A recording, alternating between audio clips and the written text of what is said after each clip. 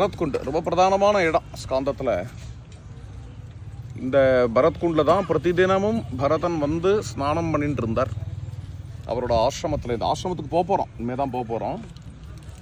தினம் காலவேளையில் பிராத ஸ்நானம், இன்னும் சொல்ல போனோம்னா உபஸ்பிருசன்னு திரிஷவனம் இல்லையா, 3 ஸ்நானம், மாத்தியானிக ஸ்நானம், சாயம் ஸ்நானம்.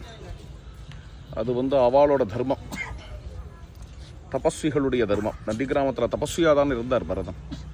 இந்த 3 ஸ்நானம் பரதகுண்டில் தான் பண்ணிட்டு இருந்தார்.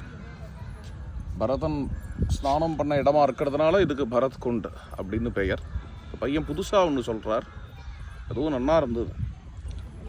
இங்கே தான் பிண்ட பிரதானம் பண்ணார் பரதன் அப்பாவுக்கு, அதனால் இங்கே வந்து எல்லாரும் தர்ப்பணம் பண்ணுவா அப்படின்னு சொல்கிறார். பரத்குண்டுலேருந்து நம்ம வந்து இப்போது காலால் நடந்தே அங்கே போயிடுவோம். எங்கே? ஆமாம், ஆசிரமத்துக்கு.